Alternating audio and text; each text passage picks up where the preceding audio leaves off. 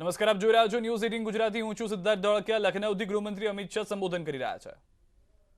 ये उत्तर प्रदेश भगवान श्री राम और श्री कृष्ण की कर्म भूमि, जन्मभूमि। ये उत्तर प्रदेश तथागत बुद्ध की कर्म भूमि, निर्वाण भूमि है।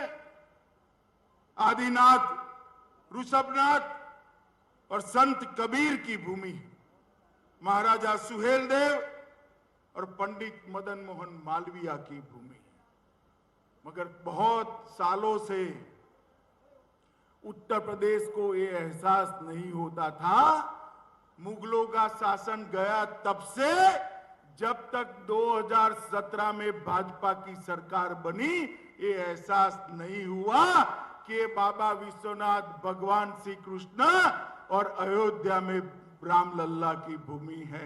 ये एहसास होना तब शुरू हुआ जब भारतीय जनता पार्टी की 2017 में पूर्ण बहुमत की सरकार।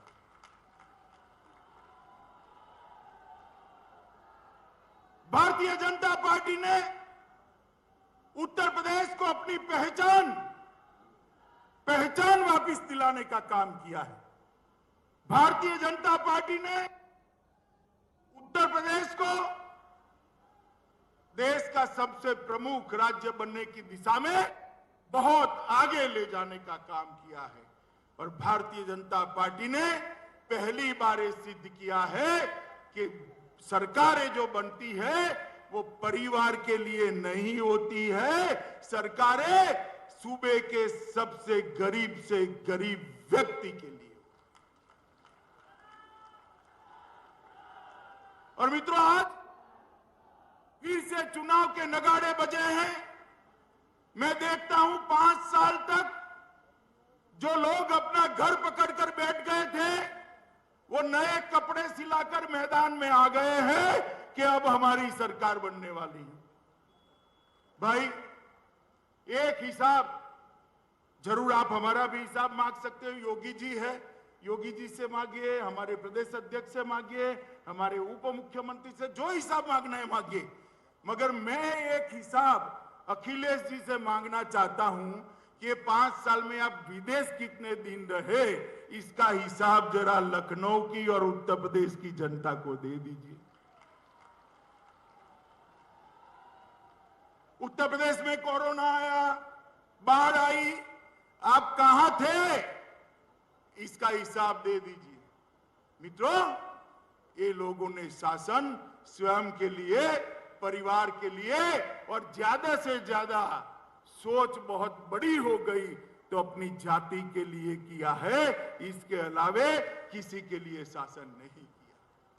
मोदी जी के नेतृत्व में जो सरकार चलाई, वो सरकार यूपी के हर गरीब गुरबे के लिए चली है, यूपी के युवा के लिए चली है, यूपी के महिला, दलित, पिछड़े और आदिवासियों के लिए चली।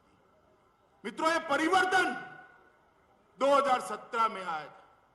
मैं आपको फिर से याद कराना आया हूं। मित्रों, 2014 में परिवर्तन की शुरुआत हुई।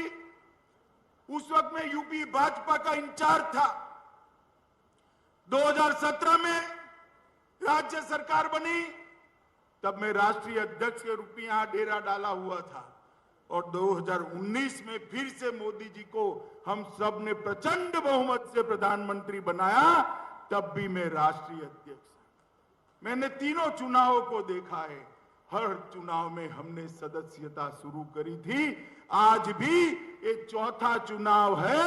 2022 के चुनाव का श्री गणेश आज की सदस्यता अभियान से हम शुरू।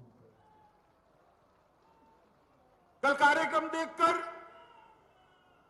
बहुत सारे पत्रकार भाइयों के फोन आए कि भाई 1,86,00,000 आपके सदस्य है, नई सदस्यता काय को, और सिर्फ यूपी में क्यों? मैंने कहा, भाई, बाकी सारी पार्टियों के लिए चुनाव, बाकी सारी पार्टियों के लिए चुनाव सत्ता हथियाने का जरिया है। भारतीय जनता पार्टी के कार्यकर्ता के लिए चुनाव पार्टी की विचारधारा को घर घर पहुंचाने का चुनाव है। जनता की समस्या को जानने का चुनाव है। सरकार ने किए हुए कामों को लोगों तक पहुंचाने का और हिसाब देने का चुनाव है और पार्टी का विस्तार करने का चुनाव। हम परिवार नियोजन में तो मानते हैं, मगर जब भाजपा की बात आती है तो ये नियम हम तोड़ देते हैं। सबसे ज्यादा सदस्य भारतीय जनता पार्टी के होने चाहिए। भारतीय जनता पार्टी अपने विस्तार के लिए ज्यादा से ज्यादा प्रयत्नशील होती है और इसीलिए चुनाव भारतीय जनता पार्टी के लिए सत्ता हथियाने का जरिया नहीं है। चुनाव भारतीय जनता पार्टी के लिए एक लोकतंत्र का महोत्सव है, लोक संपर्क का एक जरिया है, लोक संग्रह का एक जरिया है। लोगों के साथ भारतीय जनता पार्टी का संपर्क और संपर्क के द्वारा लोगों का संग्रह मतलब सदस्यता कराना, ये भारतीय जनता पार्टी का एक अभियान है। इसके साथ साथ मेरा परिवार भाजपा परिवार ये अभियान का शुभारंभ हुआ है। लगभग मेरा भारतीय जनता पार्टी के 86 लाख कार्यकर्ता अलग अलग स्थान पर एक्टिवली काम कर रहे। 86 लाख कार्यकर्ता, 46 लाख। ये सबको मेरा आह्वान है, एक भी घर ऐसा न लग जाए जिस घर पर भाजपा का पट्टी न लगा हो। मेरा परिवार भाजपा का परिवार। और जब पट्टी लगाने जाते हैं इनके हालचाल भी पूछना है और मोदी और योगी सरकार ने किए हुए कामों को भी उन तक पहुंचाना है। मित्रों, ये भारतीय जनता पार्टी है जो लोगों की बातों को जानती है। वो जो आप लेकर आएंगे पार्टी को देंगे। धर्मेंद्र प्रधान और स्वतंत्र देव इसको संकलित कर 2022 से 2027 का अपना चुनावी घोषणा पत्र भी बनाएंगे मित्रों। और एक घोषणा पत्र हमारे यहां कोई एनजीओ नहीं बनाता है। भारतीय जनता पार्टी में घोषणा पत्र कोई सर्वे एजेंसियां नहीं बनाती है। लाखों करोड़ों कार्यकर्ता ये उत्तर प्रदेश की 22 करोड़ की जनता का संपर्क कर उनकी इच्छा को जानकर उनकी इच्छा का एक प्रतिघोष इस घोषणा पत्र में दिखाते हैं। 2017 में भी सैकड़ों रथ निकले थे, लोक संपर्क हुआ था और उसके बाद घोषणा पत्र हुआ था।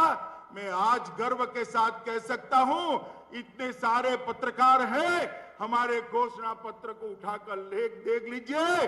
योगी जी और उनकी टीम ने 90% से ज्यादा वादों को पूरा करने का काम कर दिया। मैं तो हिसाब कर आया हूं यहां, क्योंकि मुझे जवाब देना था। घोषणा पत्र मैंने ही रिलीज किया था। उसका 90% वादा योगी जी ने पूरा कर लिया है।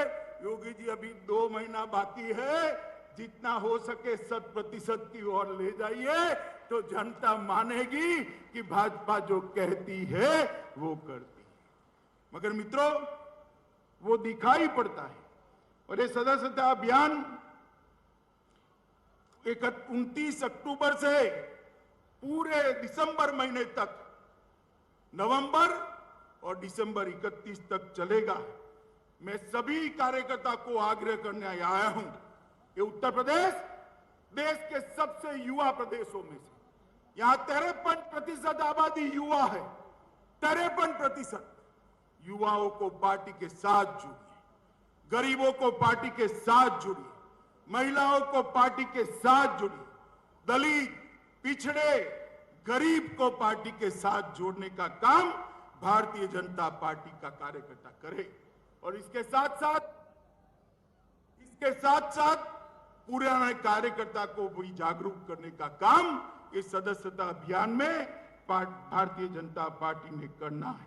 मित्रों, आज दीपावली के अवसर पर मैं उत्तर प्रदेश के सभी कार्यकर्ता और उत्तर प्रदेश की जनता को इसकी बधाई देना चाहता हूं, अग्रिम बधाई देना चाहता हूं। मगर साथ साथ उत्तर प्रदेश के सभी घर पर मेरा परिवार, भाजपा परिवार का तोरण द्वार से सजाकर आप यूपी भाजपा को समर्थन करिए, ऐसा भी मैं आह्वान करने आया हूं।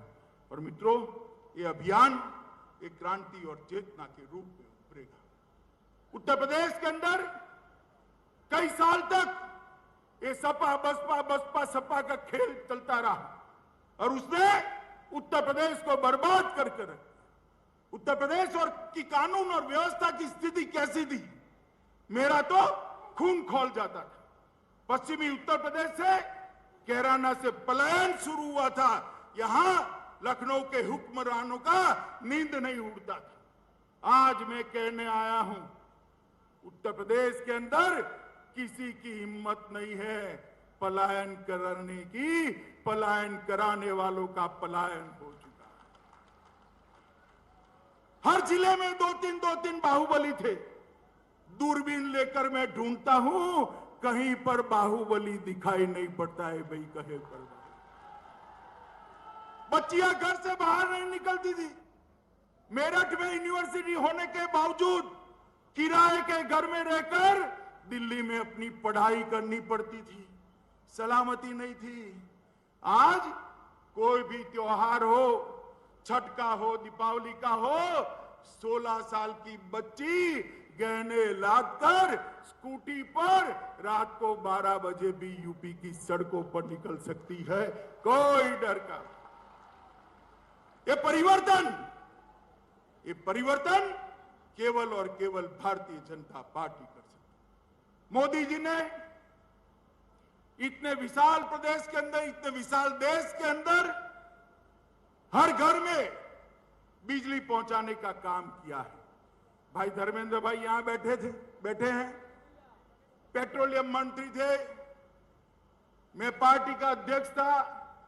मोदी जी ने घोषणा कर दी कि हम देश के हर गरीब के घर में गैस पहुंचाएंगे।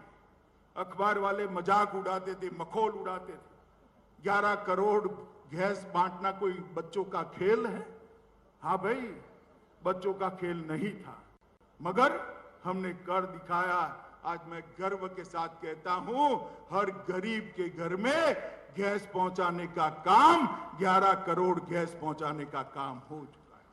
हर गरीब के घर में शौचालय पहुंचाने का काम समाप्त हो गया है। अब गरीब के घर में बिजली पहुंचाने का काम समाप्त हो गया है। 10 करोड़ लोगों को घर देने का 2022 दिसंबर के पहले लक्ष्यांक रखा है, वो भी पूरा हो जाएगा। देश के 60 करोड़ गरीबों को 5 लाख तक का स्वास्थ्य का पूरा खर्चा आज नरेंद्र मोदी और योगी सरकार दे रहे हैं। मित्रों, नरेंद्र मोदी सरकार 60 करोड़ लोगों को 5 लाख तक। अब हर घर में नल से जल पहुंचाने की योजना हाथ में ली है।